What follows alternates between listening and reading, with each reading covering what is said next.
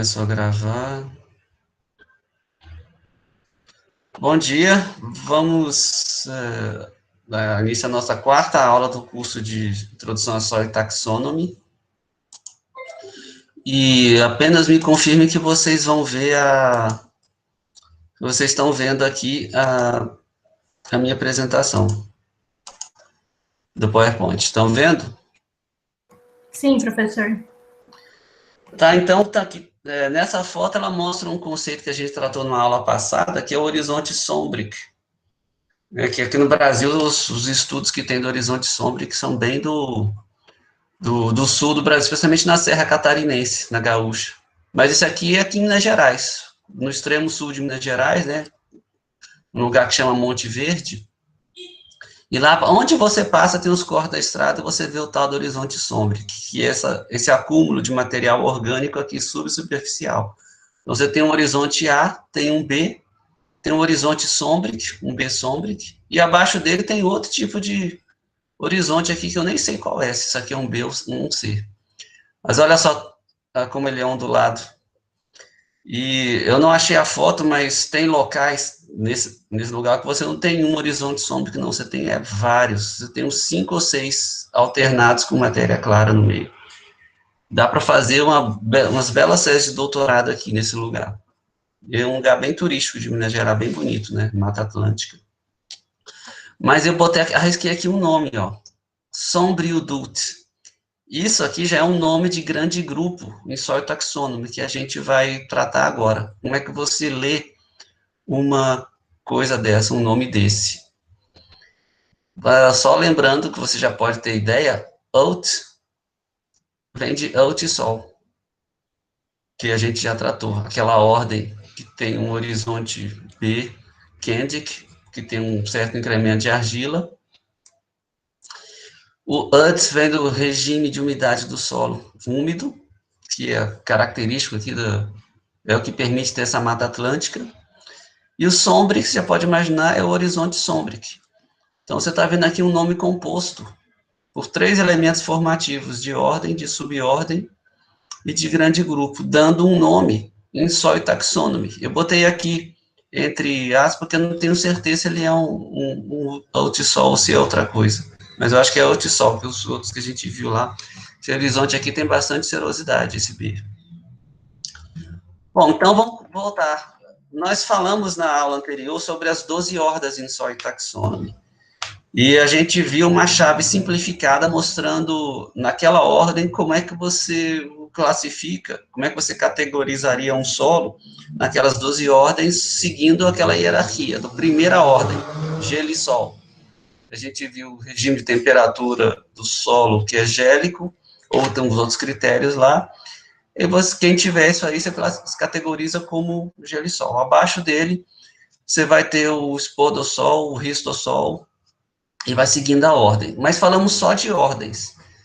Para a gente entender mais o Soil Taxonomy e ver depois as ordens uma por uma, nós temos que tratar antes de quem são as suborders, as subordens, e os grandes grupos, e também as famílias, os subgrupos, as famílias e as séries. São 6 níveis da pirâmide da Soil Taxonomy.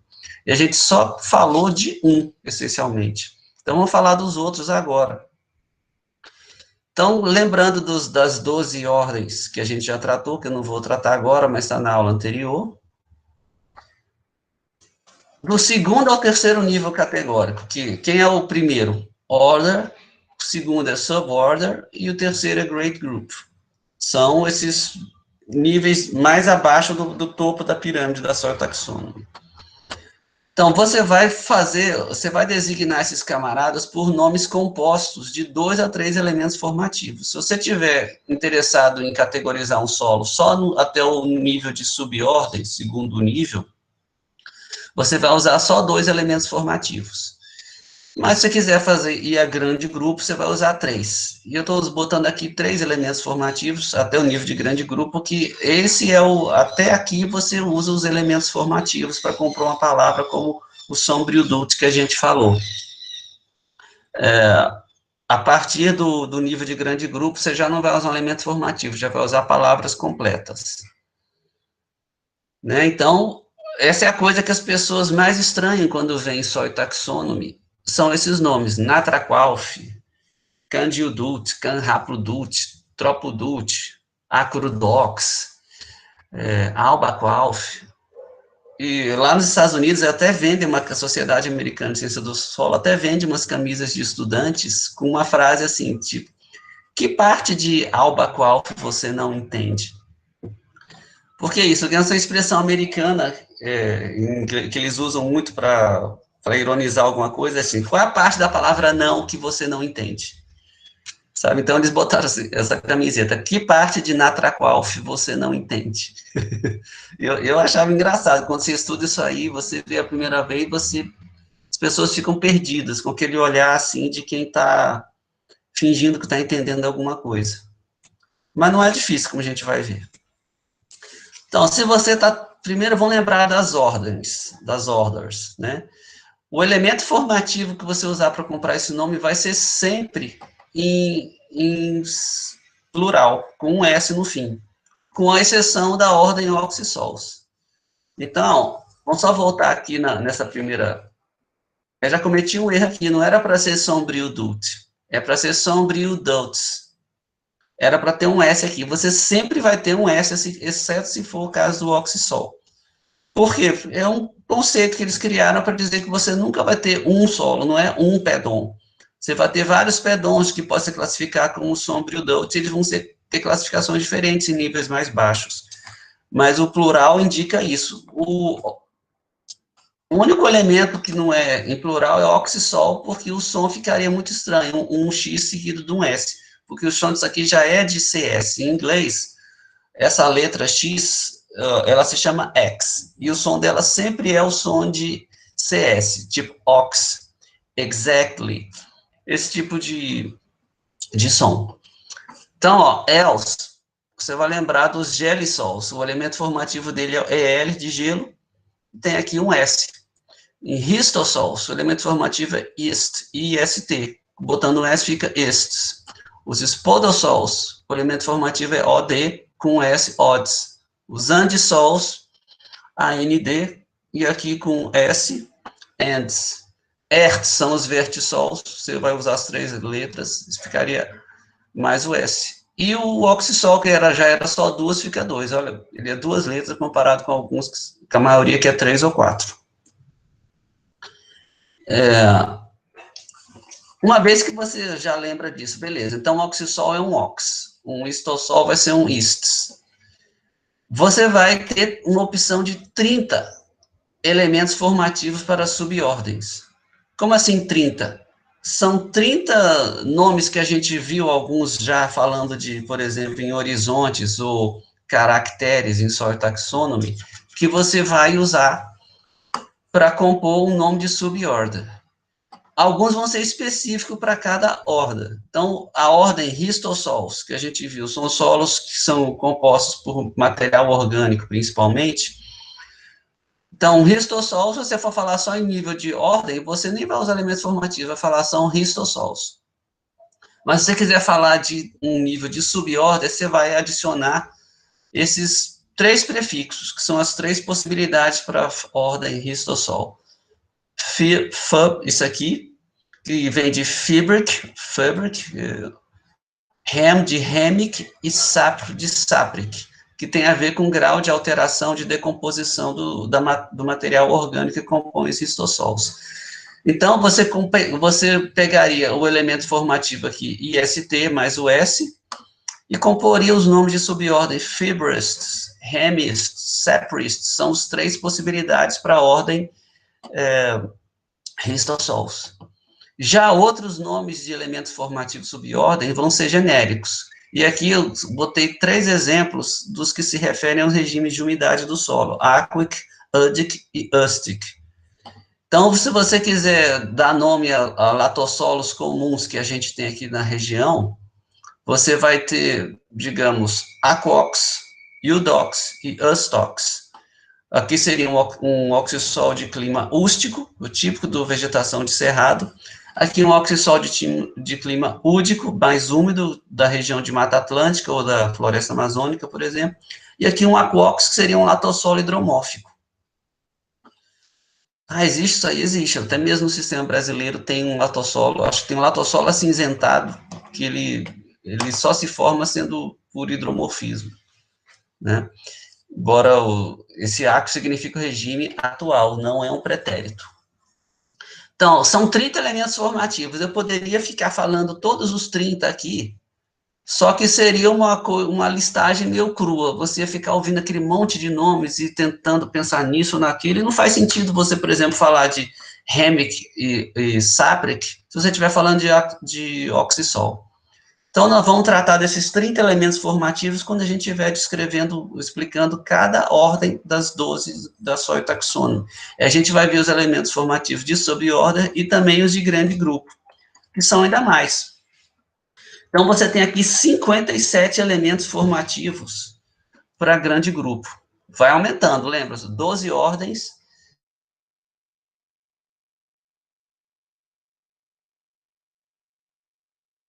No nível de grande grupo, vai ser mais ainda. Você começa a combinar, a fazer combinações.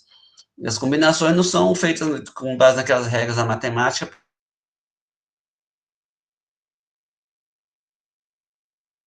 Subordem, mas de qualquer jeito, são 57, é quase o dobro. E às vezes vai incluir termos usados para subordens, usadas em outras ordens. Por que isso? Porque uma coisa muito importante de Sort Taxonomy é que você nunca repete um critério em diferentes níveis da classificação.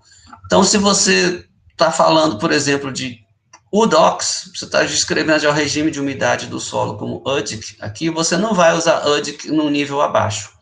Você estaria redundante, dizendo que era um UDOX údico, e não faria sentido e você perderia poder descritivo. Então, mas você pode usar, por exemplo, pegar um UD em uma ordem, por exemplo, esse de regime údico aqui, e aplicar num histossol, por exemplo. E por aí vai, mas vão ser sempre coisas usadas em outras ordens. Então, um nome de Great Group, como a gente já mostrou no primeiro slide, seria, por exemplo, Haplodox. Eu botei esse aqui, não é à toa. Esse Haplodox, uma grande parte dos latossolos brasileiros pode ser, da Amazônia, da Mata Atlântica, pode ser categorizada como, correlacionada, na verdade, como Haplodox. Então, quais são os elementos formativos? Haplic, mais UD, mais OX, que vem de oxissol, regime de umidade do solo UDIC, mas bem úmido, como a gente viu definições atrás, e Haplic. Essa palavra Haplic, ela é usada também no sistema brasileiro, e você vai lembrar que ela está, quando você estudou genética, você viu que tem o diploide e o haploide. Então, o diploide é duplo e o haploide é simples. Então, esse Haplic significa, vamos dizer outras coisas, simples. Então, você tem aqui muito solo brasileiro, você pode categorizar ou correlacionar como Haplodox. Ou, se você se for na região do Cerrado, como Haplostox. Ou se você tiver nós vamos falar mais sobre isso aqui, você vai dar você tem vários tipos de UDOX, como Acrudox, e por aí vai. Outro muito comum que tem aqui no Brasil é o tal do Quartz Pisament, que vem do quê? Antisol, o elemento formativo, era para ter um S aqui, Quartz Pisament. Sand vem da palavra grega para areia, pisamos, tem aqui pisame, e tem aqui quartz delimitando a composição mineralógica da areia. Isso aqui pode ser correlacionado com os nossos neossolos quartzarênicos. Se você vai fazer um trabalho, vai submeter a sua tese para um artigo da sua tese para um jornal internacional, a maioria dos trabalhos simplesmente vai mencionar, dos brasileiros, né, a ordem e às vezes a subordem. Se você está trabalhando na área de pedologia, você tentaria chegar no nível de grande grupo. Isso dependendo do seu objetivo específico do seu trabalho, você vai seguir além. Então, vamos falar, e aqui com os grandes grupos, de novo, eu não vou ficar listando quem são esses elementos formativos, os caracteres, nós vamos ver quando falarmos das ordens uma a uma. Professor? Oi. A ordem dos elementos formativos tem uma ordem específica? Sim, tem sim. A ordem ela vai ficar o nível mais alto, a ponta da pirâmide, a ordem sempre vai ser o último. Então, aqui, ants, ox, els, isso, ele sempre vai ser o último. A subordem vai ser o que vem antes do último, o penúltimo. E o grande grupo vai ser o antepenúltimo. Então, um nível de subgrupo, você vai estar sempre falando disso. Subordem, você vai estar sempre falando, por exemplo, o dox, os tox, a quox, o mox, torrox, são os permitidos para oxissol, né? E de grande grupo você vai botar, digamos, aplodox, acrodox, e outros que eu nem consigo lembrar. Mas a ordem é sempre essa. O primeiro vai ser o grande grupo, o segundo vai ser a subordem, e o último vai ser a ordem. E à medida que você vai adicionando elementos formativos, você vai adicionando informação de interesse pedológico, científico, né, às vezes agrícola, para o usuário da informação. Bom? Professor, na formação, então, aí é como se fosse ao contrário? Pode ser, pode dizer que seja ao contrário. Se você quiser ver assim, ao contrário, Eu botei aqui, ó, tá ao contrário para você, por um propósito didático, de você pensar que é um oxissol primeiro, é de clima údico segundo e áplico terceiro. Então, parece que é o oposto. Mas você não precisa pensar em termos disso. À medida que você vai se acostumando com o soil taxonomy, você já, pelo nome, você já vai pensar... o elemento formativo da ordem já vai ficar automático na sua cabeça, você não vai dar mais tanta atenção a ele. Especialmente se você já é um usuário avançado. Quem é um usuário avançado? Por exemplo, um pedólogo de campo aqui no Brasil, que está fazendo levantamento de solo, ele já tem um conhecimento muito bom das ordens e subordens mais comuns da região que ele trabalha. Então, ele não fica pensando muito se aquilo é um latossolo ou se é um argissolo. Ele sabe na hora que é um. Então, ele já vai pensar nos níveis mais baixos do sistema brasileiro. E eu botei aqui dessa maneira invertida, talvez até para chamar a atenção de vocês, mas você não precisa pensar nisso. À medida que você vai se acostumando, você vai ver esses elementos formativos aqui e não vai esquentar a cabeça com eles mais. Mas está aqui para você sempre ver, porque vocês só vão realmente ser um usuário avançado nisso quando vocês estiverem fazendo artigos da sua tese e tentando correlacionar os seus solos com a soil taxonomy. Aí você vai ganhar intimidade com o sistema. Ou se você passar um tempo no exterior, em um local que tem essas ordens que a gente não está acostumado a ver e fazendo levantamento de solo lá. O pessoal de campo nos Estados Unidos, que são lá é diferente daqui. Aqui nós temos um curso de nível superior em agronomia, floresta, zootecnia, mas lá você tem um curso de graduação que é Soil Science. Então, é um pessoal com nível de graduação, mas tem conhecimento avançado em ciência do solo, e o trabalho deles é essencialmente fazer o que a gente chama de levantamento de solo.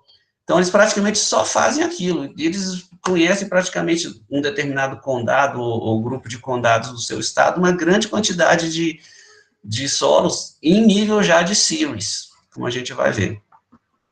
Então, para eles, esses nomes aqui já não significam quase nada, saber se o solo deles é um Natraqualf ou um Albaqualf, já é uma coisa evidente para eles. Professor. Né? Oi.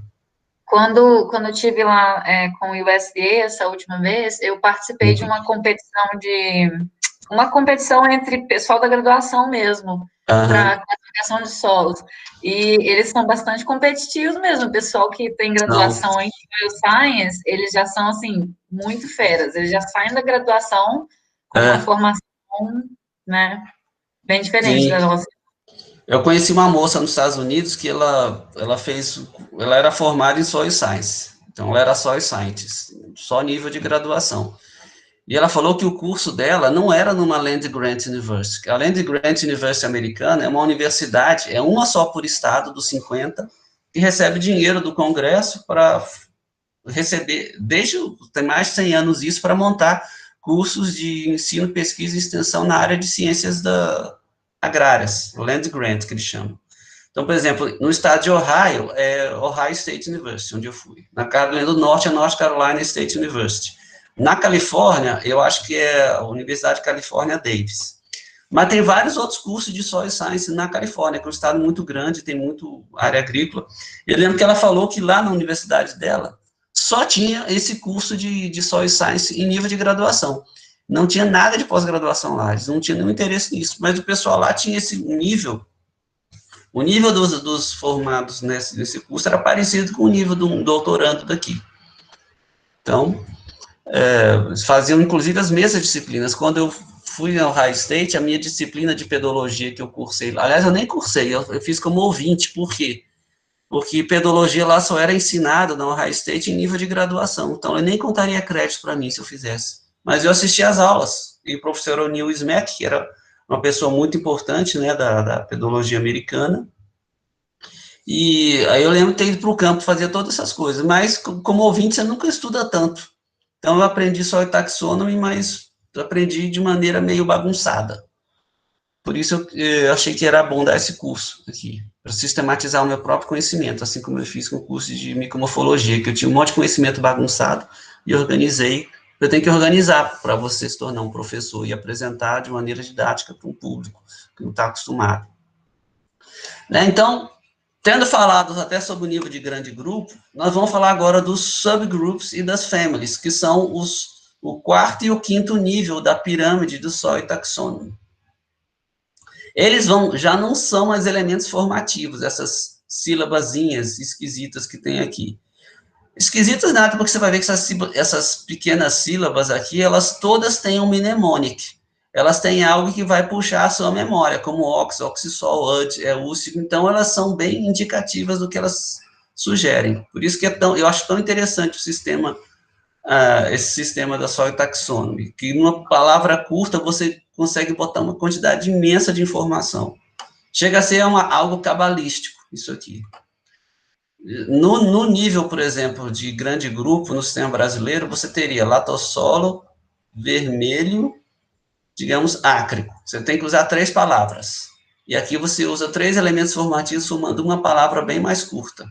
É a maneira mais fácil de você expressar. E no sistema brasileiro você ainda usa aquela caixa alta. Latossolo vermelho gritando, seguido pelo ácrico, ou áprico, sei lá. Então, aqui vão ser palavras que vão qualificar os grandes grupos. Então, você só vai usar isso aqui uma vez que você chegou no nível de grande grupo. Os quarto e quinto nível. Quem é o subgroup, quarto nível? Ele vai ser, na terminologia de Soil Taxonomy, um termo, uma palavra que vai vir antes do nível do grande grupo e vai qualificar a principal distinção daquele grande grupo. E nós temos 4 tipos de subgroups. E não não significa 4 palavras, mas são 4 tipos mesmo, cada um com vários tipos de subgroups, com várias variedades. O primeiro subgrupo tem o que se chama de central concept, o conceito central, vamos dizer, o normal daquele grande grupo. E as palavras não são muitas, não, usadas. Você tem o typic, que significa típico. Então, aqui o nome, Argiotypic Argildol. Aliás, faltou o S de novo. Ol de molissol, Ud de clima úmido, Ard que tem um horizonte argílico, e Typic significa que você não tem nada que distinga ele do conceito central que está explícito aqui, um molissol, um chernossolo de clima úmido, mas com horizonte argílico. E o applic significa mais ou menos a mesma coisa. Então, você tem 3 palavras, eu acho, que costumam ser usadas aqui. O typic, o haplic e o ortic.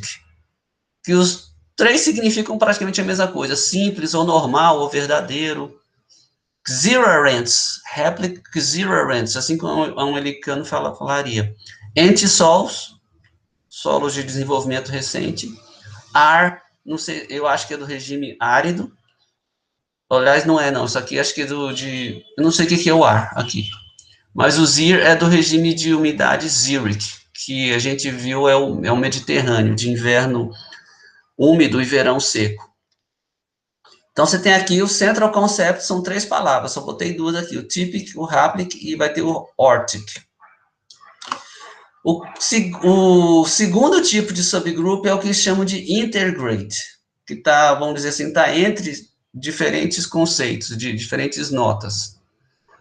Então, você tem uma ou mais propriedades, você vai designar que aquele grande grupo, ele tem uma ou mais propriedade que tem a ver com outra ordem, ou outra subordem, ou outro grande grupo em história taxônoma.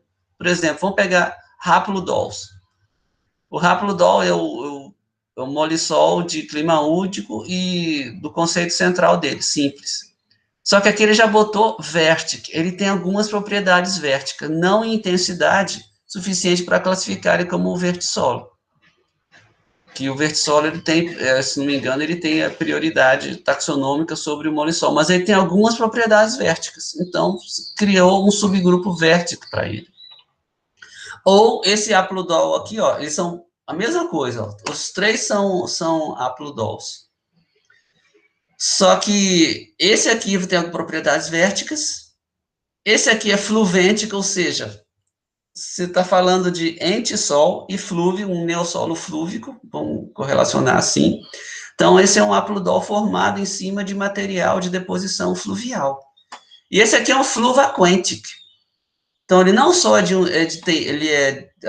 tem propriedades que têm a ver com solo pouco desenvolvidos de deposição fluvial, mas ele ainda tem um regime de umidade áquico aqui. Então, a diferença entre fluventic e o fluvaquentic é que esse aqui é encharcado.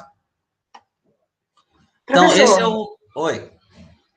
Como que eu vou diferenciar, então, o regime de temperatura do fluventic e do fluvaquentic? Bom, esses aqui são só exemplos. Quando a gente estiver falando das ordens molissols ou entissols, a gente vai ver isso aqui de maneira bem mais fácil do que... Você está vendo isso aqui, vai parecer que é uma coisa meio aterradora. Ai, meu Deus, tem que memorizar isso. Não, se eu quisesse que vocês memorizassem isso, eu criaria uma disciplina formal mesmo, de 5 créditos, aí vocês iam passar a vida inteira estressados, 6 meses desesperados memorizando isso. Por uma coisa que eu mesmo memorizei. E não faz sentido algum. Então, lembra, essa disciplina é para ser um curso filosófico. Mas para você aprender uma coisa que é útil. Então, quando eu gosto de falar filosofia, não é uma coisa de blá, blá, blá inútil. Não, ela é útil porque põe você a pensar de um jeito que você não está acostumado, né? Então, a gente vai ver, quando a gente falar de haplodol, você vai ver por que eles vão ser categorizados aqui nesses subgrupos assim. Mas não é difícil, a ideia central vai estar aqui. Mas aí nós vamos chegar no haplodol, nós vamos decompor por que você vai categorizar eles como údico, ou ústico, ou com esses outros nomes aqui, de subordem e subgrupo. E aqui é um tipo de subgrupo só. Você não necessariamente tem ele. Na verdade, agora que eu percebi, não, foi a mancada minha. Na verdade, o regime já está aí no UD, é porque eu só queria saber a diferença entre o fluventic e o fluvaquentic. Porque o aquê também é diáquico, né? Mas o regime de temperatura... Não, o regime desse haplodol aqui não é aquic, ele é údic. É údic. Mas ele tem propriedades de fluvaquentic. Ah, tá. Então, ele tem propriedade de não é que ele tem a prioridade taxonômica, é que ele é úmido. Mas ele é úmido já querendo ficar encharcado. Ah, tá. Você lembra do áquico, você tem que ter um certo número de dias do ano que ele fica com a seção de controle encharcada, saturada. Uhum. Você pode ter, em vez de ter 30 dias, você ter 15 dias por ano. Tá. Ou você pode ter 30 dias não consecutivos, entendeu? É esse tipo de coisa que você vai pensar. Ok. O que é o extra grade? Professor. Oi. Só voltando um pouquinho, que eu não consegui pegar, qual que é a diferença do typic pro replic pro ordic que você tinha falado no Central Concept? Olha, a diferença, ela é muito mais convencional do que conceitual. Typic, para mim, é a mesma coisa que replic e a mesma coisa que ordic. Eu não sei te dizer exatamente por que não é tudo o mesmo nome. Entendi. Eu acho que é para deixar o sistema todo mais sexy. Assim, mais interessante. Você acha que é mais difícil, mas tem uma certa, assim, tem uma distinção aqui. Replic significa simples. E typic significa o tipo normal, a moda, o que é o normal daquela população. Os conceitos não são exatamente iguais, mas eles são comparáveis, no sentido que é de conceito central. Então, você não está desviando do conceito central que está expresso por aqui, Ardil-Dol. Já aqui você está. Então, se você tivesse um typic Ardil-Dol, se você tiver um vertic Argildol, aí você já tem muita diferença entre eles. Sim. Embora, entendeu? Dentro do mesmo subgrupo, se você tiver um Typic e um Vertic, você está botando uma grande quantidade de informação ali por quem vai manejar aquele solo. Entendi. No sistema brasileiro a gente tem, né? O típico e o áplico também. Tem um órtico também. Tem um órtico também. Eu tinha um o sistema brasileiro ele tem também uma coisa de usar palavras. Eu nunca esqueci quando lançaram o caráter ebânico, o horizonte ebânico. Uhum. Porque já tem não sei quantas palavras para você designar um horizonte escuro. Uhum. Né? Você tem o horizonte chernogêmico, o horizonte... você tem o sômbrico mesmo no sistema brasileiro, você tem e criaram um ebânico. O que o ebânico era diferente? Não, ele é igual ao chernozêmico, só que ele é preto. E o outro é praticamente, um é preto, o outro é praticamente preto. Então, como eu gosto de dizer, para ficar mais sexy o sistema. Né? Sim, eu tinha um professor... Sexy no sentido de... Sexy, a palavra sexy, em inglês, ela significa atraente. Sim. Então, você usa essa palavra sexy para qualquer coisa, por exemplo, para uma guitarra, para um livro, para um conceito em física, qualquer coisa. Né? Sim. O extra grade, ele vai dar uma gradação para um material que não é solo. Por exemplo, lític tem a ver com, o grego é litos para rocha, então você vai dizer que o solo tem muitos fragmentos de rocha ali. Ou cálcico, ele já está tendo uma certa...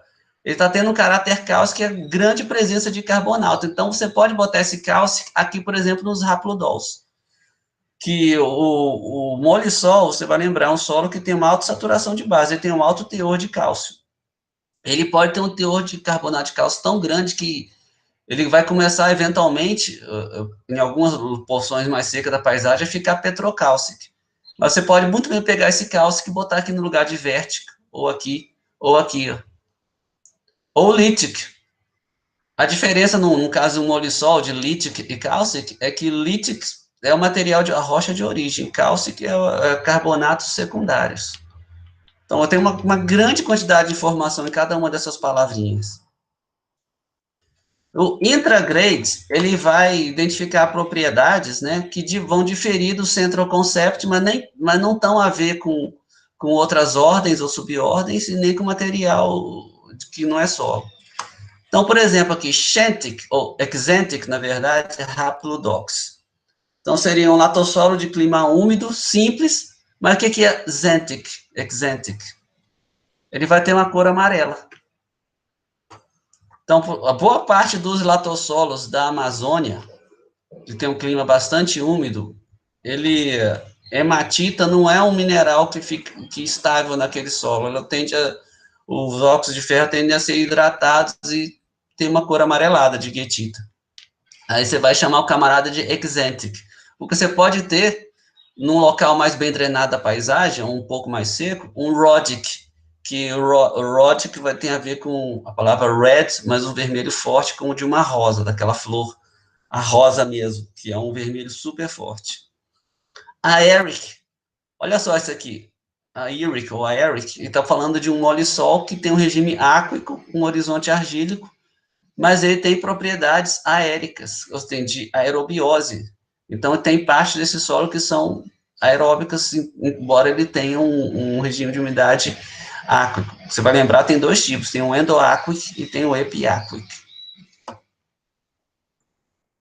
Bom, as families, ou as famílias, né? Esses nomes todinhos existem no sistema brasileiro. Ordem, subordem, grande grupo, subgrupo, família e série.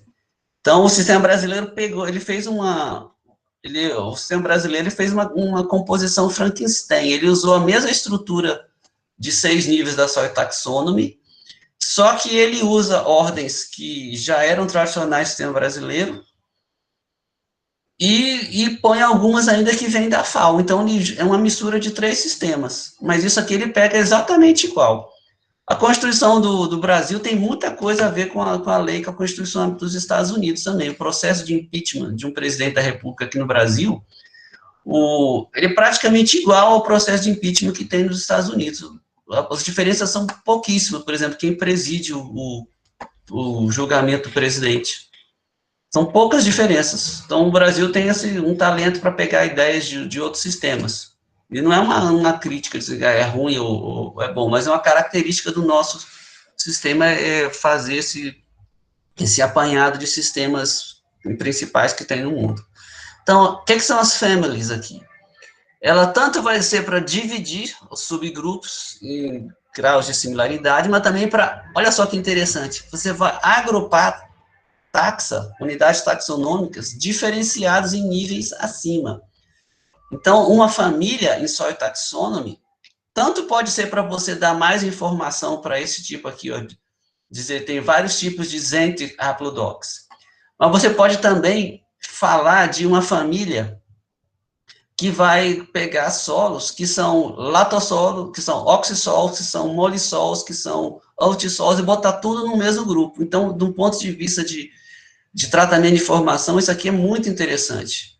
Você tanto pode usar para dividir algo como qualquer um desses aqui, ou pode ser para agrupar outro. Como? Porque ela vai descrever propriedades estáveis, aquelas que não são facilmente afetadas pelo manejo, ou não são nunca afetadas pelo manejo, cultivo do solo.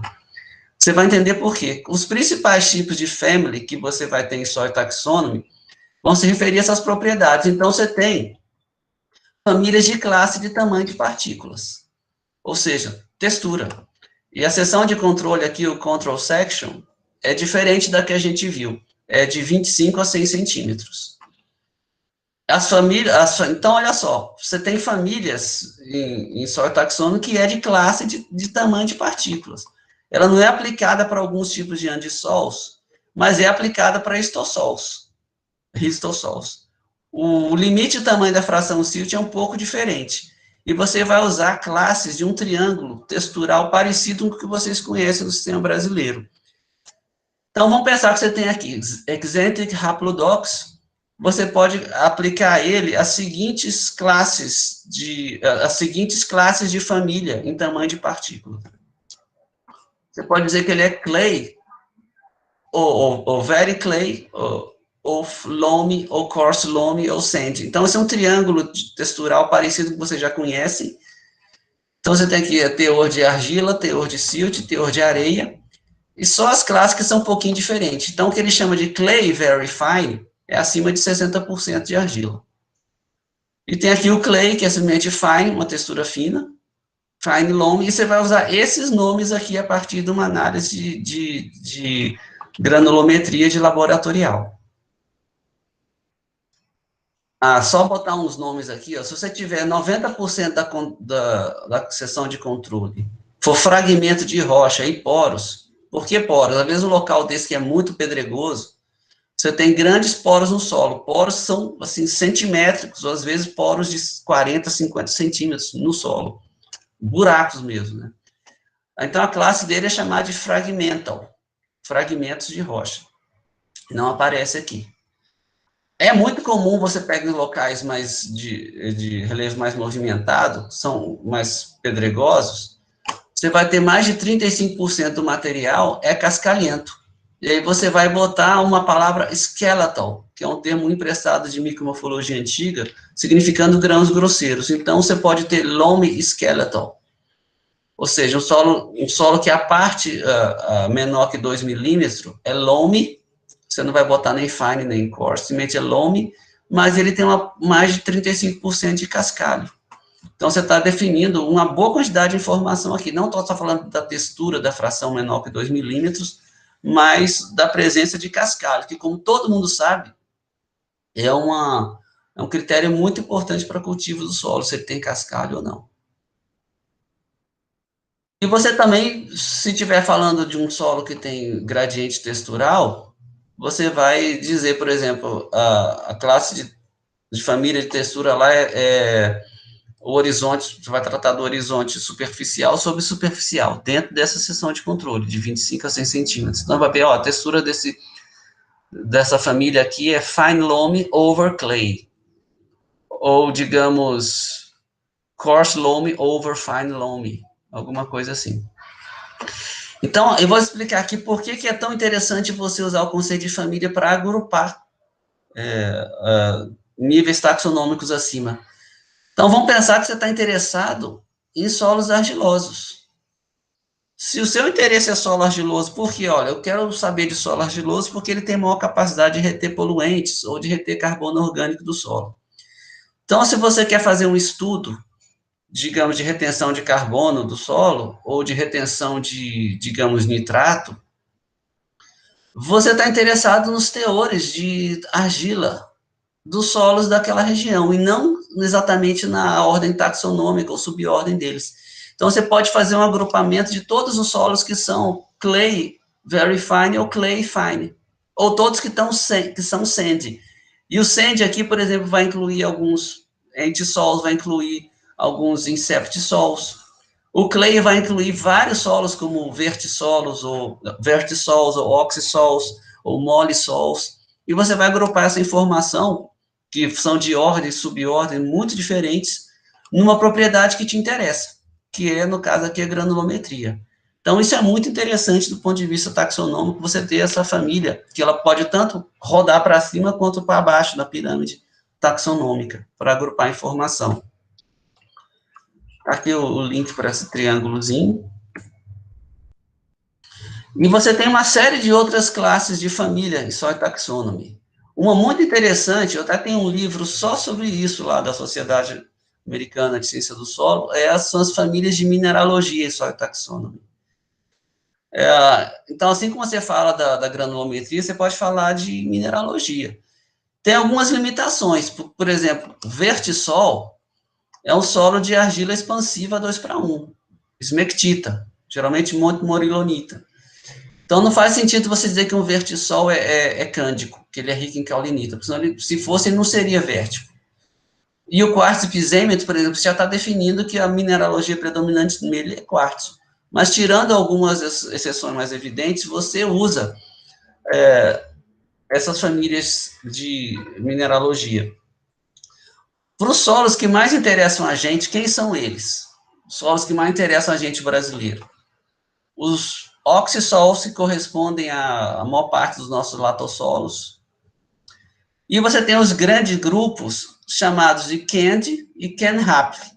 Por que eu estou falando de grande grupo aqui? Porque eu não falei logo de outisol. Você tem outissols, os outissols que nós temos no Brasil, eles estão principalmente nesse grupo aqui, Kendic, daquele horizonte Kendic que a gente falou, que foi o exercício do número 2, e o Can-Hap, que é uma mistura de Haplic com Kendic. Então, para esse tipo de solo que é muito comum no Brasil, você tem uma família chamada Ferritic, que é mais de 40% de Fe2O3 extraível pelo ditionito, ou seja, óxidos de ferro, o que a literatura antiga chamava de ferro livre, um ferro que não estava dentro de minerais, de silicatos ou minerais primários. Você tem um intermediário que é o ferruginous, que é entre 18% e 40% de Fe2O3. Você tem o gibbsitic, mais 40% de gibbsita. Dá para quantificar isso? Dá. A análise termodiferencial quantifica exatamente o seu teor de gibbsita. Você não consegue quantificar exatamente o teor de hematita e goethita, mas você quantifica o teor de óxido de ferro total aqui. Você tem a família Aletic, que é 18% a 40% de gibbsita. O sesquic, vai lembrar da palavra sesquióxido, que inclui tanto óxidos secundários de alumínio quanto de ferro, é entre 18% e 40% de ambos, de óxido de ferro e gibbsita.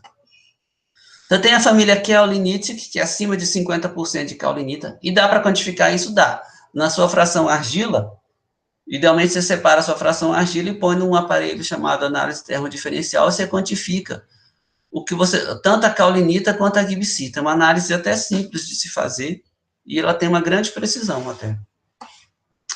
A aloisita, não lembrei na outra aula, mas a aloisita é um mineral do tipo kaulinita, só que em vez dele ser laminar, ele é um mineral laminar, só que ele não é um mineral de uma lâmina aberta, ele é um mineral que forma uma lâmina enrolada. Então, é essencialmente uma kaulinita enroladinha como um canudo. E tem uma hidratação maior que a kaulinita.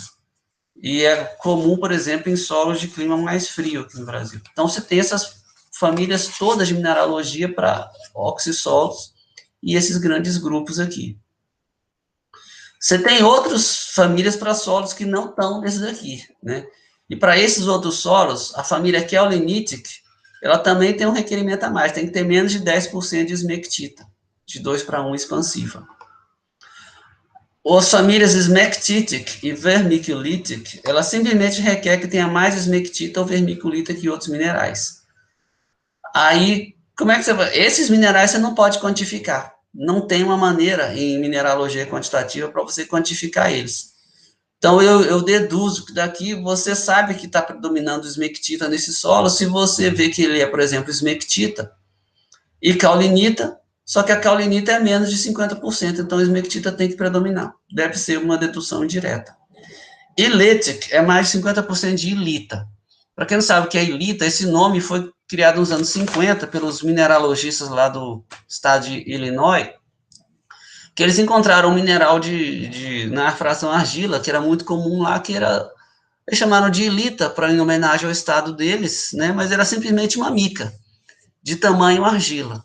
A mica que a gente conhece, a maioria, é grosseira de tamanho areia ou silt, e à medida que ela vai se tornando fina, de tamanho argila, ela começa a sofrer um certo intemperismo, ela começa a perder um pouco do seu potássio, começa a estar, às vezes, a ter alumínio entre camadas, e começa a ficar toda bagunçada. Então, ela criou essa palavra ilita, para essa mineralogia ilític. E aqui na região de Lavras tem bastante solo, que talvez categorize como ilític, que eu já encontrei até mesmo na região do Cerrado, lá do norte de Minas, perto de Brasília, solo que não dá 50% de ilita, mas dá 20%, que é muita coisa para o solo que a gente tem aqui. E uma família que aparece muito, eu devia ter destacado, é o Mixed. O que é o Mixed? Só em taxônomo você vê direto esse Mixed. É a lata de lixo da família mineralógica. Então, se você não consegue classificar ele nas outras, chama de Mixed. Então, por exemplo, um solo Mixed vai ter, digamos, esmectita, vermiculita, caulinita e guetita. E nenhum deles vai predominar nitidamente, você vai chamar aquilo de Mixed. Ou pode ser, digamos, ilita e vermiculita, que, para quem não sabe, vermiculita é um mineral que vem especialmente da decomposição da mica. À medida que a mica perde seu potássio todo, ela começa a se tornar mais expansiva, ela vai se chamar vermiculita. Então, você pode ter um solo que é uma mistura de ilita, vermiculita e caulinita. Aqui na região de Lavras, o solo lá do alto da Serra da Bocaina, onde tem as antenas de TV aqui de Lavras, tem exatamente essa composição, ilita, vermiculita, tudo entre camadas e um pouco de caulinita. E tem várias outras classes que eu não vou entrar em detalhe aqui. Por exemplo, magnesic, predomina silicatos magnésicos, máficos nele. E aqui na região de Lavras tem bom sucesso. A gente fez um estudo lá com solo que vários solos lá tem o mineral predominante é talco, que é o mineral 2:1 de magnésio. Você tem também classes de família que é de capacidade de troca. Você vai usar isso para todos, menos oxissol, que por definição tem aquele horizonte óxido de atividade baixa, né, de CTC baixa, e para esses grandes grupos que a gente já tratou lá. Inclusive o quartzo epizement, né. Você calcula como a CTC, a pH 7, dividida pela porcentagem de argila. Aqui no sistema brasileiro, nós dividimos só entre argila de atividade alta e baixa. Já em família, em Soil Taxonomy, você usa 4 classes. O Superactive, acima de 0,6, o Active, entre 0,4 e 0,6, o Semi-Active, entre 0,24 e 0,40, e o Subactive, 0,24. Mas para nosso tipo de solo, a gente nem se preocupa com isso. Mas nas regiões de solo menos intemperizado, eles vão se tornar importantes. E você tem aqui famílias de classe de reação. Reação, para quem não lembra, tem a ver com acidez ou alcalinidade do solo. Eu não uso a palavra acidez porque você pode estar falando de solos que são predominantemente alcalinos. Então, a gente vai usar aqui como aquelas classes de pH que a gente já viu na aula anterior.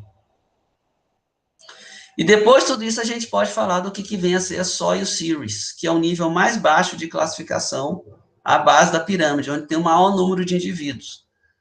Então, de 12 ordens no primeiro nível, para 63 subordens, você chega a mais de 19 mil Soil Series só nos Estados Unidos. Então, Soil Series vai ser o grupamento mais homogêneo, aquele de nível mais baixo que você vai ter na Soil Taxonomy. Os objetivos dele é o quê? Você tem melhor recomendação de manejo e fertilidade do solo para o usuário local. Você vai ter também uma identificação concisa dos critérios que vão ser usados para definir cada série, né? E cada Soil Series dessa, ela tem que ocupar uma área grande que justifique você criar uma Soil Series. Só para dar uma ideia, então, nos Estados Unidos tem mais de 19 mil Soil Series nomeadas, que estão, quando você pegar um mapa de solos de um condado nos Estados Unidos, ou de um grupo de condados, você vai ver os solos definidos como Soil Series, idealmente. E onde os pedólogos de campo vão estar trabalhando ativamente é onde você não tem ainda toda a área mapeada como Soil Series. Eles vão estar lá criando Soil Series lá. E os condados que têm uma maior importância agrícola, eles geralmente já estão todos mapeados no nível de Soil Series. No Brasil, não existe ainda definição para isso. Se um dia o Brasil, por exemplo, criou um programa que, por enquanto, ele ainda é só uma esperança verde e amarela, que chama Pronasolos.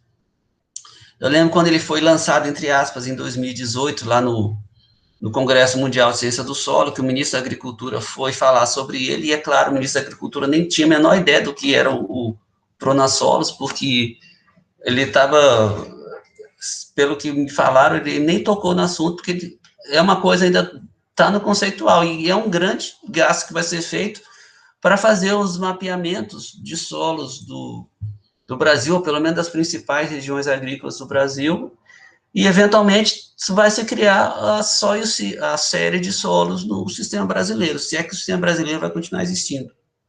Que, é claro que vai continuar existindo, mas, eventualmente, deve chegar no Soil Series. Como é que seria isso? Você vai ver nomes locais, né, como eu falei, que não denotam nenhuma propriedade. E, por isso, você tem que botar uma identificação completa no nível de família. Então, o exemplo que dá no livro do Bill é esse aqui, Mojave Soils. Então, aqui um nome indígena, e vai dar a descrição do que vem a ser inteiro aquele solo no nível de família. Fine Loam está falando de uma classe de família de granulometria. Mixed, mineralogia mixed, olha só, você pode usar vários nomes de família. Superactive, Thermic, que tem a ver com o regime de temperatura do solo. Então, olha só, ele usou 4 nomes para a família, um nome aqui de subgrupo, e calci argides. O que são argides? Aridisol, solos de clima árido, com horizonte argílico e o caráter cálcico. Então, tem uma grande quantidade de informação falando de Mojave. E eu ficava muito confuso, e quando a gente ia para o campo com o pessoal da pedologia nos Estados Unidos, lá em Ohio, o professor Smack saía com aquela Kombi cheia de aluno e a gente encontrava os pedólogos de campo, que eram pessoas assim, colega de cerveja dele, então um pessoal tão velho quanto ele, barbudo, aqueles de boné, bem americano que você vê, assim, de caminhonete, tudo, comendo hambúrguer e tudo, e eles ficam falando do solo só um nome de Series, eles nem lembram dessa outra parte aqui, então para mim, que vinha de fora, eu não entendia nada do que eles estavam falando. Mas até para os estudantes que faziam ciência do solo nos Estados Unidos, eles já tinham muito mais intimidade com isso do que eu. Mas demorei anos para entender aquele negócio. Lá em Ohio só falavam de Miami. Miami para a gente é praia dos Estados Unidos. Só que Miami era uma principal família a principal série de solo lá do estado de Ohio. Eles até queriam que fosse o solo oficial do estado de Ohio. Bom, esse conceito de Soil Series foi lançado pelo Kellogg em 1937, e ele, no sistema de classificação dele, que é um precursor da Soil Taxonomy, ele tinha 3 níveis, Series, Type e o Phase. E o Series, naquela época, já era um nome local. Né? E ele tinha uma definição, que eu botei entre aspas, significa um grupo de solos com horizontes genéticos similares, desenvolvidos de materiais de origem similares, olha só que complicação. Materiais de origem similares. O que é isso? Por exemplo, uma rocha sedimentar argilosa e outra siltosa. Será que é isso? ou um granito que tem mais ou menos ferro que o outro, é complicado o conceito. E deveriam ser mapeáveis, ele botou aqui um critério importante, mapeáveis. Só que isso aqui foi muito difícil de dar certo, né? E com a confusão que deu, em 93, o Soil Survey Staff, que é o responsável pela Soil Taxonomy, né, dentro do USDA, do chamado Ministério da Agricultura dos Estados Unidos, ele define as CIRES como uma classe, ou seja, como uma categoria no sistema taxonômico. As CIRES é um grupo de solos com ou polipédons, solos ou polipédons, com horizontes similares em arranjo e características diferenciais. Quem são as características diferenciais? São aquelas que a gente estava vendo aqui, por exemplo, em família. E ele não põe mais o conceito de mapeável, porque às vezes a series ela é mapeável numa região do estado e não é mapeável em outra. Depende da escala do mapa, como vocês sabem. Professor, oi. Eu tenho uma dúvida a respeito das series. Em algum momento eu ouvi falar que as series escritas numa primeira vez em um local, certo? Mas se depois em outro local, pode ser outra cidade, outro país, outro continente, era descrito um solo com exatamente as mesmas características, ele iba o mesmo nome onde tinha sido descrita pela primeira vez essa série. Por exemplo, sei lá, se em Europa descrevem uma série igual que Miami, em Europa ela vai ter o mesmo nome, Miami. Só por poner um exemplo absurdo. Sim, é até possível acontecer isso, assim, matematicamente, mas é improvável, porque o conceito de Soil Series, ele fica muito local, porque olha a quantidade de informação que você tem que botar. Então, o Mojave é um tipo de solos que tem essas propriedades.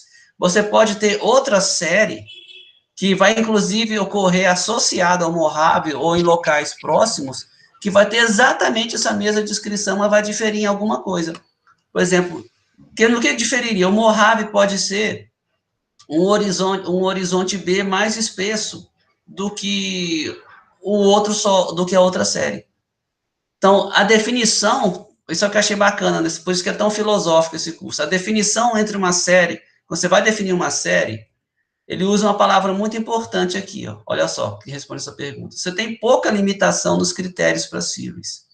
Ou seja, a rigor, você pode usar qualquer coisa que tenha relevância prática no campo para o sentido de, digamos, de agricultura, de irrigação, de drenagem, de uso para aterro sanitário.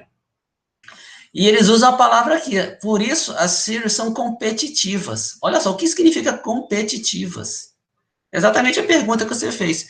Por que aquele solo lá é Mojave e o outro é Navarro, digamos?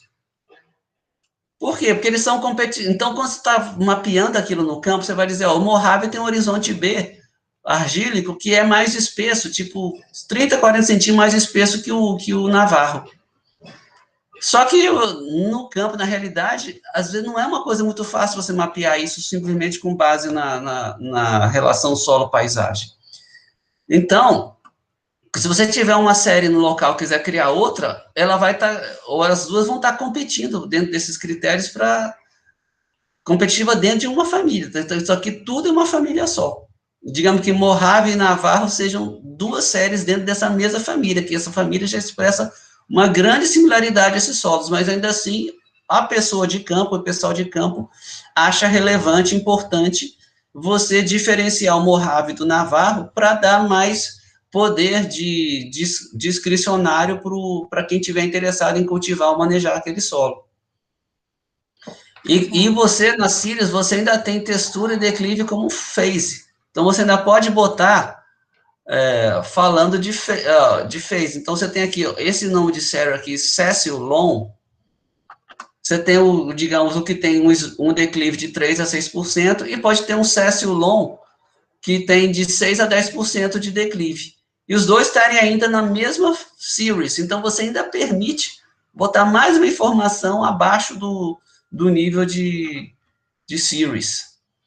É por isso que é tão difícil você trabalhar com o series no sistema brasileiro, por isso ninguém ainda se arriscou a querer fazer uma definição disso, mas quando fizer, vai ter uma definição parecida no sistema brasileiro, e aqui para o município de Lavras, por exemplo, você vai ter, lá no campus da UFLA, por exemplo, você tem 2 tipos de solo, pelo menos 3 tipos de solo, mas o que vocês conhecem mesmo são 2, você tem um latossolo vermelho escuro no topo do campus, e você tem desenvolvido de uma rocha máfica, e na quebrada que vai da ladeira, que vai do Ciúne lá para o Campus Velho, você tem argissolos formados sobre rocha granítica.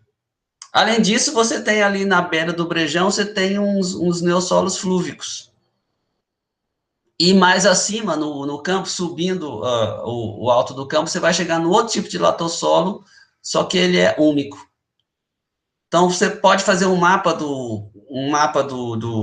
como já fizeram, o pessoal do departamento já fez mapas de solos do campus ou do município de Lavras, e dentro do campus, por exemplo, você pode ter, digamos, 4 series, que vão ter, como eu falei, vão estar em 3 ordens. E no município de Lavras, você pode ter outros solos que vão estar categorizados como na mesma família, mas vão ser um pouco diferentes, então você não vai chamar mais aquele latossolo desenvolvido de basalto de solo de campo, você vai dar um outro nome para ele, digamos, de um bairro ou de uma localidade que tiver por ali. Vai ser complicado, e você, para fazer isso, você tem que ter uma quantidade grande de gente trabalhando com levantamento de solo, mais o que nós já temos. Hoje, quem faz pesquisa de solo no Brasil, essencialmente, é a universidade, Embrapa ou uma outra estação de pesquisa estadual. Mas, então, o tal do Pronassolos, ele visava buscar uma lacuna dessa, só que a quantidade de dinheiro envolvida não é uma coisa que vai ser viável, acho que nos próximos poucos anos, não. Tem que estar com uma certa disponibilidade orçamentária para contratar tanta gente para fazer levantamento de solos. Isso eu estou falando só das regiões mais populosas do Brasil, do Sudeste, do Sul, por exemplo. Do Norte, então, Bom, tendo falado tudo isso sobre os 6 níveis, nós podemos começar a falar agora das ordens, uma por uma, falando da que está mais distante da gente. Pelo menos da gente que não vai para a Antártida. Vamos falando da ordem Gelisols, que tem aqui o gel, que é o mnemônico, a palavra que vai te trazer a memória de gelo. Então, é a primeira ordem da chave atual da Soil Taxonomy. Digo atual porque se você pegar um livro antigo da Soil Taxonomy, anterior a 98, ela não existia. Ela foi criada como a 12ª ordem, na 8ª aproximação da Soil Taxonomy, em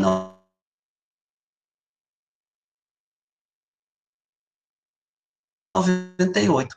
Perguntando, ia sair a nova chave ou não? Estava todo mundo ansioso, me perguntavam se eu sabia, porque na época quase não tinha internet, não tinha... As pessoas mal tinham e-mail na época, na verdade. Mas eu lembro das livrarias lá venderem a chave da Soil Taxonomy, da 7ª aproximação. E estava todo mundo no Brasil esperando, os pedós do Brasil esperando a 8ª. Então, é a primeira ordem. O que significa? Numa chave taxonômica, você tem a ordem indica uma preferência. E mesmo ela tendo sido a última ordem a ser criada, ela é a que tem preferência taxonômica sobre todas as outras. Mas antes dela existir, ela era simplesmente um subgroup, chamado de Pergelic. Você vê aqui, o regime de temperatura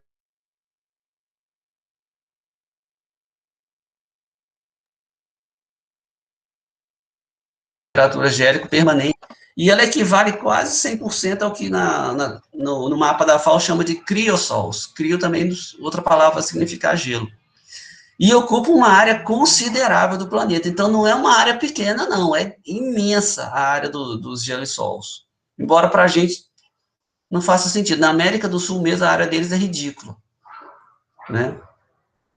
Os processos genéticos de formação do solo, né? Formação de argila, formação de horizonte, Eles são muito lentos. Aliás, vou fazer uma pergunta que eu gosto de fazer para vocês e ninguém nunca sabe responder. Quais são os critérios que você usa para avaliar o grau de intemperismo de um solo? Quando você diz, solo é altamente temperizado, isso aqui é pouco intemperizado, quais são os critérios que você usa? Profundidade, teor de argila? E KI, aquela KR. a relação KI e KR? Aqui no Brasil as pessoas vão para esse negócio de KI para KR, mas vamos falar em termos mais globais. O KI e KR, ele faz sentido quando você está... Aliás, eu nem acho que ele faz sentido mais. Mas quando você está pensando num lugar que só tem latossolo, você pode pensar nisso, latossolo, argissolo, tá, os cambissolos aqui.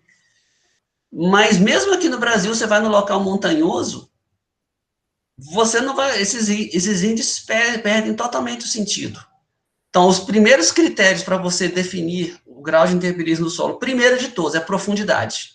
Um solo que tem, digamos, 5 ou 8 centímetros de profundidade, ele não pode ser considerado altamente desenvolvido, mesmo que ele seja só óxido de ferro. E existe solo assim? Existe. Por que pareça, existe. Aqui na região de Lavras tem solo de 6 centímetros de espessura, que ele é totalmente óxido de ferro. Então, primeiro, ainda assim ele tem que classificar como solo pouco intemperizado, porque ele é raso. Então, profundidade é o primeiro critério, disparado. Segundo critério, qual é? Vocês também não sabem. Teor de argila. Teor de argila. Por que teor de argila? Formação de solo é sinônimo de pedoplasmação. Pedoplasmação é sinônimo de formação de argila a partir de intemperismo de minerais primários. Então, um solo que tem 5% de argila não pode ser considerado altamente intemperizado, mesmo que seja um neossolo quartzo arênico, que é velhíssimo, antiquíssimo, que já passou por todo o intemperismo que ele vai passar na vida, ainda assim ele não é considerado um solo. Aí a palavra não é intemperizado, é um solo desenvolvido. Então, a gente usa a palavra desenvolvimento do solo mais do que intemperismo. Então, você vai pensar primeiro em profundidade, em segundo, vai pensar em teor de argila. Acima de 30%, já começam a achar que os solos são altamente desenvolvidos. O 30% é teor mínimo de argila exigido para a ordem vertissol. Né? Depois que você pensa em profundidade e textura, aí você pode pensar, digamos, em mineralogia de argila. Ah, esse aqui é caulinítico, esse aqui é vermiculítico, aí você pode botar mineralogia no terceiro lugar. E depois disso, você pode pensar nesses índices, KI, KR, essas coisas, vai ficar, se aparecer no seu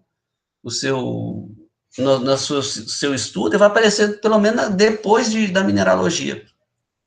Porque você ainda pode ter mineralogia caulinítica, por exemplo, caulinítica acima de 50% de caulinita e KR e KI bem diferente um do outro.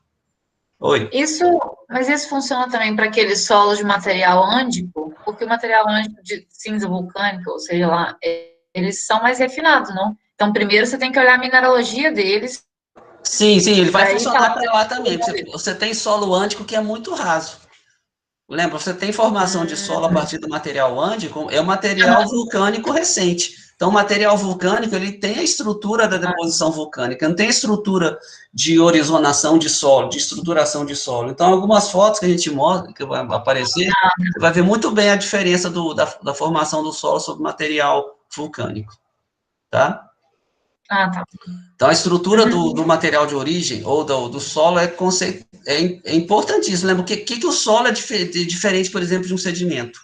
O solo tem horizontes e tem estrutura. Então, você tem essas duas coisas que são essenciais para você ter um chamado solo. Às vezes, você pode ter um sedimento fluvial que ele é exatamente igual em termos de químicos, texturais, de fertilidade, ao solo. Só que ele não é solo, porque ele não vai ter horizontes e nem vai ter estrutura característica de solo. Então, o material pode ser rigorosamente o mesmo. Eu vou mostrar depois uma foto do andissol que eu tirei na Costa Rica, que você vai responder essa questão na forma de uma imagem.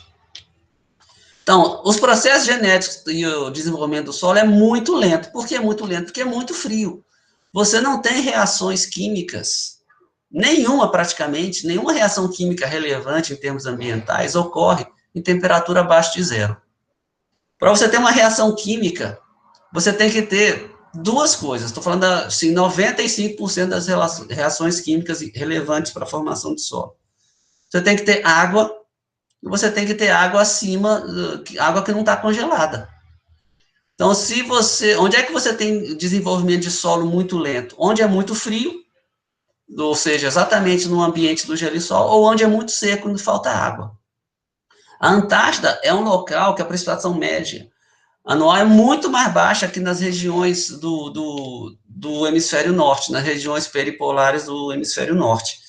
Então, lá, o intemperismo dos gelissols é ainda muito mais lento que você vai encontrar no norte do Canadá ou da Rússia, por exemplo.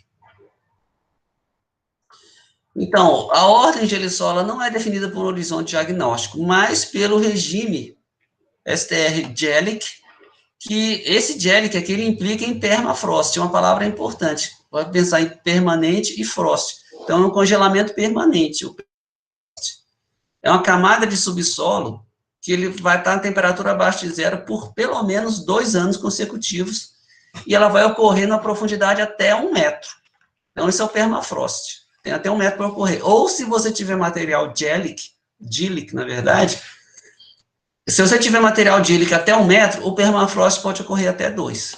E o que é o material GELIC? É aquele que mostra evidência de crioturbação, ou seja, perturbação pelo gelo, ou segregação de gelo. O que é segregação? Segregação, você retira um componente de um lugar e coloca ele em outro.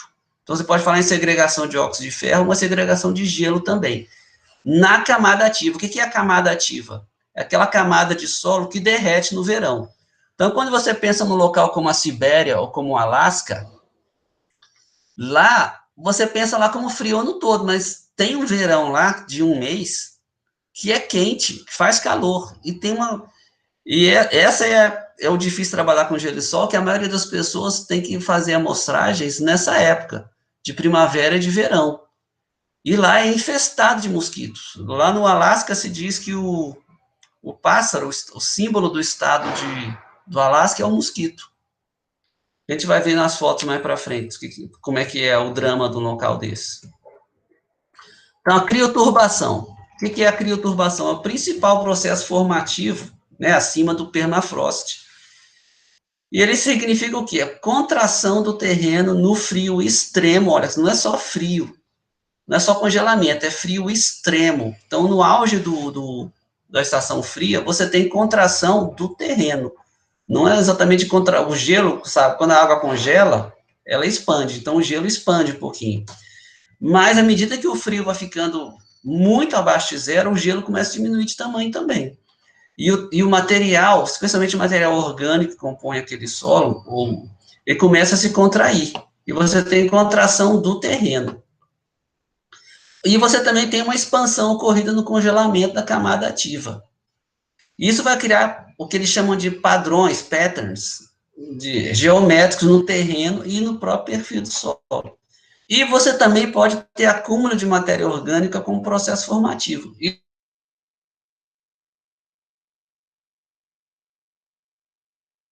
Isso vai ocorrer por exemplo, na Antártida, não vai ser uma coisa comum de você ocorrer, de você ver. Então, a ordem de gelissols, ela vai ser dividida em 3 subordens, que vão depender da dominância do material orgânico ou da crioturbação. E fica bem fácil na figurinha que a gente vai mostrar. Mas antes, vamos ver a distribuição dos gelissols no mundo. Então, os lugares mais óbvios são aqui, ó. Norte do Canadá e do Alasca. Você vê aqui o norte da Rússia, especialmente da região que a gente chama de Sibéria. Mas não só lá, você tem a região aqui dos Montes Urais, outras regiões mais elevadas. E aqui é a região polar, praticamente. Na Antártida, você mal consegue mapear eles, ó, porque eles são essas pontinhas que ocorrem na parte que é livre de gelo da Antártida. A Groenlândia, por exemplo, a maior parte é gelo, mas ela recebe o nome de terra verde, Greenland, porque as bordas dela são ocupadas por vegetação verde. Então, quem navegava isso aqui antigamente via uma terra que era verde. Eles achavam que era um local todo verde até descobrir a geleira que tem no interior. Você tem gelissols formados não em região polar. mas em região de grande altitude. E aí, é aquele local, não é o local que a gente chama de neve eterna, mas é um local onde você tem uma camada ativa, você tem neve na parte fria do ano, ou gelo, e uma parte, uma estação mais quente do ano que você tem formação de solo, tem uma camada ativa. Não é só rocha nua ou gelo. Então, essas áreas incluem aqui, além dessas partes da Rússia, tem uma pequenas áreas, ó, difícil mapear aqui, os Alpes vão ter, essas regiões aqui do norte da Escócia, aqui da Fennoscândia. Aqui na América do Sul, você mal consegue mapear os gelissols. Tem uma parte ocorrendo aqui, ó, e outra parte, esse monte de escuro aqui, é recorte do litoral, não é exatamente, mas não deve ter muito mapeamento aqui, ó. Eu tenho a impressão que o Chile é um dos lugares que menos tem mapeamento de solos de toda a América do Sul. Então, é aqui onde você deve ter a maior parte dos gelissols, mas também aqui no Equador, e nesse país aqui que eu acho que é, eu acho que é o Peru. Peru, Bolívia, Paraguai, isso mesmo. E aqui você tem uma grande área, imensa área de gelissols chama Platô do Tibete. Isso aqui não é o Himalaia. O Himalaia é aqui, ó. As montanhas do Himalaia são aqui. Isso aqui é o Platô do Tibete. O Himalaia, ele chega facilmente a 6 mil metros de altitude. É o Planalto do Tibete, o Platô do Tibete, ele dá uns 3 mil. E nessa latitude é suficiente para você ter gelissols. Olha só, 9% da área livre de gelo. Então, se você pega a superfície terrestre do planeta Terra, tirando a Antártida, tirando as cobertas de gelo, dá 9%, é uma área muito grande. É muito maior que várias ordens que a gente vai ver logo em seguida, como Ristossol e Spodossols. Bom, para a gente entender como é que se divide a ordem Gelissol, vamos usar essa pirâmide. Então, você tem 3 subordens em Gelissol. Você tem os gelissols que são onde tem aquele regime de temperatura gélica, como eu falei, mas eles são formados predominantemente por material orgânico. Eles vão ser chamados os ristels. Então, é os elementos formativos de gelissols, e aqui rist é o elemento formativo de material ístico, né? Então, aqui a definição, ristel, gelissols com grandes quantidades de matéria orgânica. Isso aqui é simplificado, não é? A sua taxônome, claro, vai botar um monte de outras frases horríveis e critérios e que deixam os estudantes malucos. Quem é o turbel? Os turbel são aqueles que têm um grande excesso de atividade na camada ativa de crioturbação. Então, você vai chamar de turbel aqueles solos que têm uma camada ativa que apresenta muita evidência de crioturbação. E os hortels, aqui, gelissols comuns que não têm grande quantidade de matéria orgânica ou atividade de mistura extensiva de ação de gelo. Então, hort, aqui no sentido de, vamos dizer, de haplik, ou de, eu esqueci qual era o típic, mas eles usam hortic. Hort, em a palavra grega, ela significa correto, ou vamos dizer assim, reto. Então, você usa a palavra ortogonal para desenvolver, vem da palavra correto ou reto em grego. Porque não é muito diferente dizer que é um gelissol haplik ou típico. Mas estão respeitando a nomenclatura do sistema. E são os ristels. Então, nós já definimos a subordem ristel. Então, os ristels têm os seguintes subgrupos. Folistels. O que é folistels? Ele vai ter um caráter fólico. Depois vocês vão ver lá no que a gente falou. O glacic, você não sabe o que é. O glacic é uma camada de gelo enfiada no perfil de solo. Então, é uma lâmina, uma lente de gelo nesse gelissol orgânico. Fibristels, remistels e sapristels têm a ver com o grau de decomposição da matéria orgânica, do material orgânico desses ristels. Esses solos aqui são muito importantes para o clima do planeta Terra, eles são a minoria dos gelissols. Mas se estima que eles sozinhos retenham 1/4 do carbono orgânico do solo mundial. E agora que se fala muito em aquecimento global, você já deve ter ouvido falar que o solo é um grande reservatório de carbono. Eu dou uma aula todinha todinha não, eu divido com o professor Carlos Alberto Silva a disciplina de matéria orgânica do solo do programa, e a minha parte é falar justamente de reservatórios de carbono e retenção de carbono orgânico no solo. Mas os solos, por exemplo, brasileiros retêm muito mais carbono do que se achava anos atrás. Mas os solos que mais retêm carbono no mundo, tanto em teores quanto em estoque, são justamente os gelissols orgânicos, os ristels. Então, essas 5 grandes grupos que você está vendo aqui, retêm 1/4 do carbono orgânico do solo. E isso tem uma implicação também, que a gente vai ver mais à frente. Os turbels, quem são eles, os grandes grupos? Tem ristoturbel, então você já vai imaginar que tem muita turbação, mas tem matéria orgânica também, material orgânico. Aquiturbel, regime aquícoco. Anri vem de anídrico, que é ausência de água. Ok, moliturbel, você imagina que tem horizontes, um horizonte que parece com um mólico. Pode até ser mólico mesmo, horizonte mólico, porque a predominância taxonômica é do gelissol. Umbriturbel, que é um horizonte igual ao mólico, mais escuro de matéria orgânica, mas com baixa saturação de bases. Pisamoturbel, que vai ser um bem arenoso, e o haploturbel, que é o comum. E os ortels, eles são a metade dos gelissols.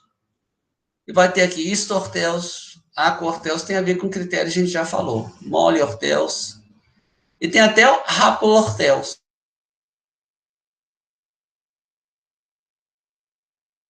O normal, a gente já falou. Então, esses nomes designando os grandes grupos, e a gente vai ver também os subgrupos, talvez, acho que vai ser o tema da questão que eu vou colocar para vocês responderem essa semana.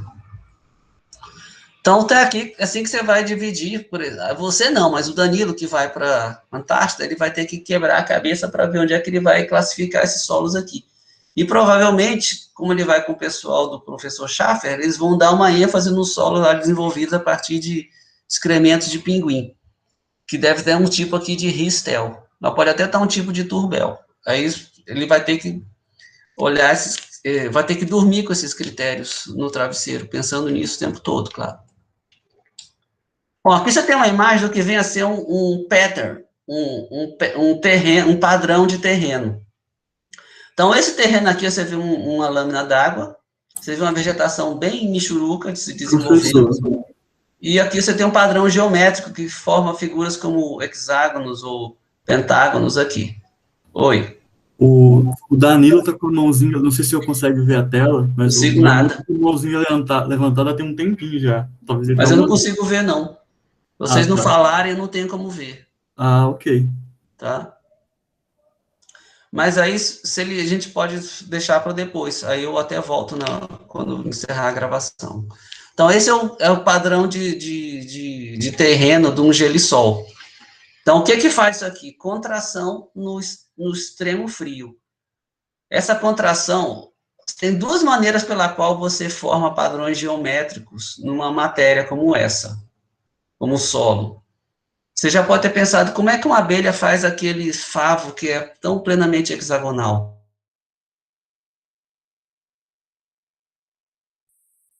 No caso da abelha, que são cilíndricos. E se você começa a botar um monte de cilindros de material gelatinoso no local e começa a comprimir eles vão comprimindo eles começam a tocar por um ponto e depois aquele ponto vira uma superfície. Aí você transforma todos aqueles casulos numa forma de hexágono.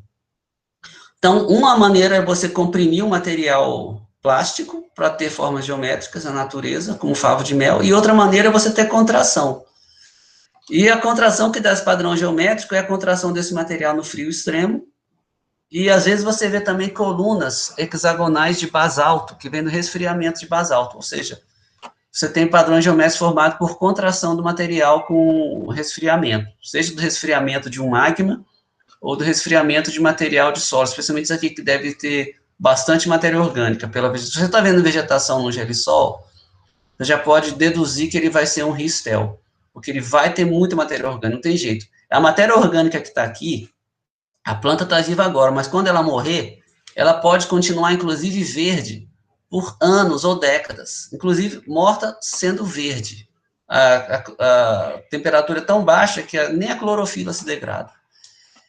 E tem relatos, assim, por exemplo, quem fez no início do século, no fim do século XIX, tinha expedição para ver quem chegava no Polo Norte.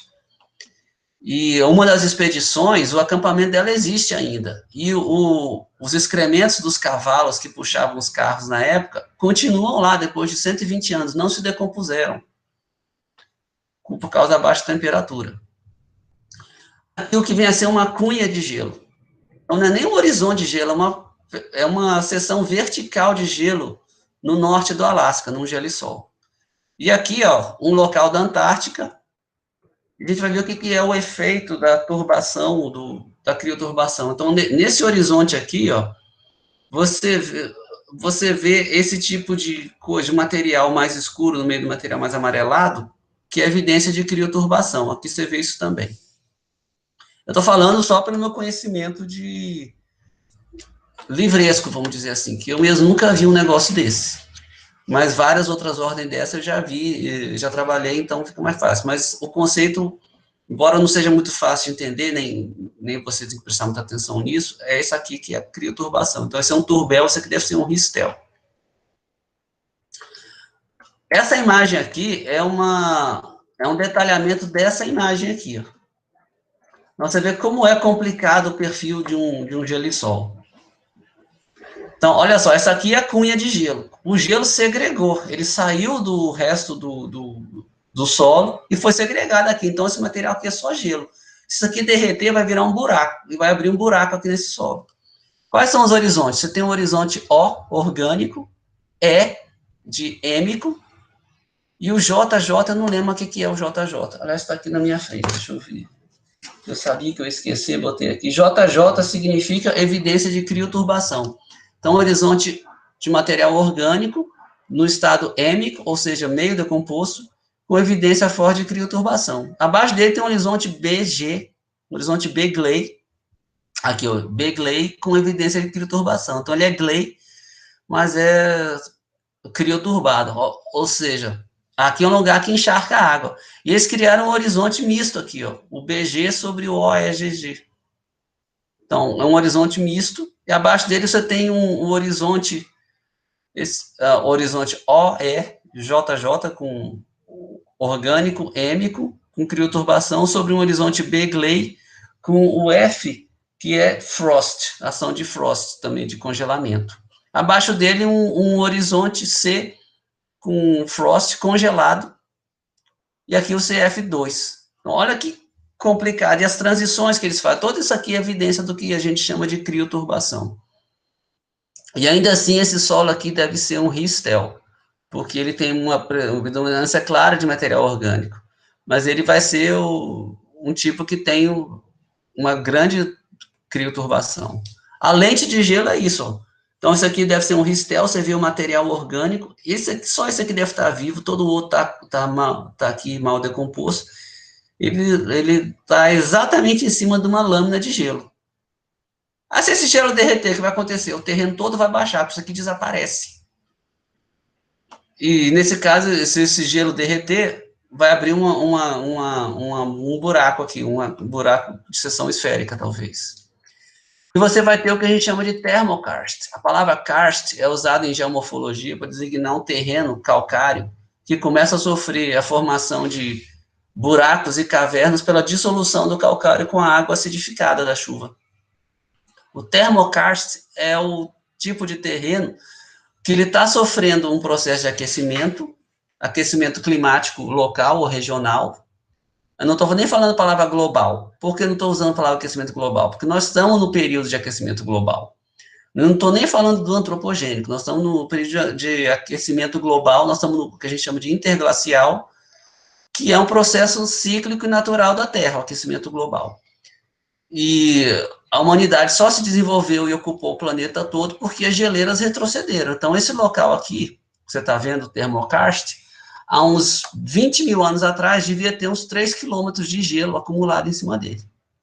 O gelo foi embora, muito antes do homem poder alterar o planeta como a gente conhece, mas formou um solo com permafrost. Você está vendo essa camada escura aqui? deve ser o permafrost. Esse solo deve ser um ristel pela vegetação que você está vendo, mas parte do gelo, do permafrost, ele derreteu e simplesmente o material cedeu e abriu-se grande feição de deslizamento de terra aqui. Não é um processo lento, é um processo repentino. Tudo isso aqui deve ceder de uma vez e foi transportado para esse rio aqui. Se o processo fosse lento, ele estaria simplesmente formando uma linha de drenagem mais convencional, parecida com um rio, como a gente conhece, que é o caso aqui. Mas nesse caso ele foi gradativo e a quantidade de material era grande o suficiente para ceder violentamente, que é o caso aqui. Essa é uma imagem de outro ristel, né, do norte do Canadá, com o permafrost aqui. Você está vendo, deve ter aqui a camada glácica de gelo, e ele está sofrendo a ação não só do aquecimento global, mas da ação da erosão marinha. Então, ele vai aqui, na próxima tempestade que tiver o maré alta, ele vai desagregar isso aqui. E esse aqui é um grande problema que os ristels têm. Esses solos, então, eles concentram 1/4 do carbono orgânico do que está no solo do planeta. Quando isso aqui derrete, esse carbono orgânico vai eventualmente se decompor e vai dar CO2 na atmosfera, contribuindo para o aquecimento global. Só que tem uma coisa, o teor de matéria orgânica aqui é muito alto, e quando esse gelo derrete, você vai ter condições de saturação do solo. Então, esses solos vão ficar hidromórficos. O suficiente para a decomposição orgânica não produzir CO2, mas produzir metano, que o CH4 é um gás de efeito estufa que é 21 vezes mais potente em causar aquecimento global do que o CO2. Então, você tem grandes extensões no hemisfério norte sofrendo processo de termokarst agora, o permafrost está derretendo, e você está formando áreas como essa aqui, alagada, isso aqui um dia, alguns séculos, devia ser tudo solo, como esse aqui, mas o permafrost derreteu e formou essa área encharcada aqui, está até congelada, que você está vendo aqui uma bolha de metano. Então, no fundo desse lago, entre aspas, aqui, você está tendo formação de metano que acompanha. E vários desses, você pode ver no YouTube, os cientistas eles abrem um buraco no gelo e chega com isqueiro. Aí, às vezes, pega fogo aquilo, então fica como se fosse uma chaminé de fogo saindo no meio desse lago congelado aqui, que é o metano sendo queimado.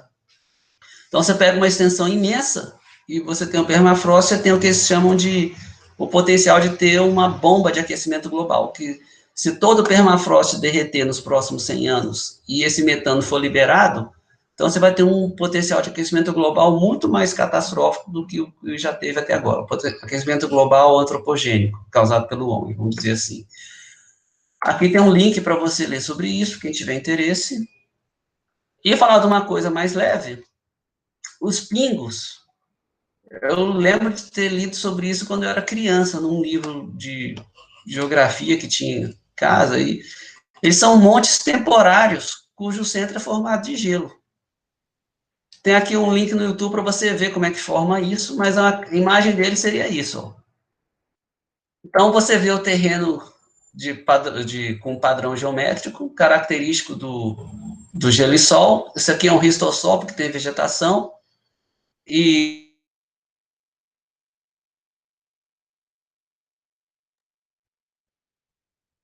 olha, aqui o derretimento, então você está vendo isso aqui, a temperatura aqui sobe acima de zero nessas camadas, então, inclusive pode ser 25, 26 graus. E isso aqui enche de mosquito no verão. E esse morrinho aqui que se eleva, não é poucos metros não, às vezes é muito, por exemplo. Ele, essencialmente, ele tem no interior gelo. Então, você pode achar que ele é um morro, mas se tudo isso aqui derreter, esse morro deixa de existir em questão de poucos anos. Você vê que essa região todinha que está sofrendo um derretimento generalizado. Esse pingo aqui, que é um dos mais altos que tem no norte do Canadá, que ele tem uma atração turística, ele talvez em alguns séculos ele deixe de existir, que o gelo vai derreter. Então, essa foi a nossa aula de gelissols. E a gente pode encerrar por aqui. Pergunta, gente? Enquanto vocês vão pensando, eu encerro a gravação para não ficar muito comprido. enquanto vocês vão pensando nas perguntas.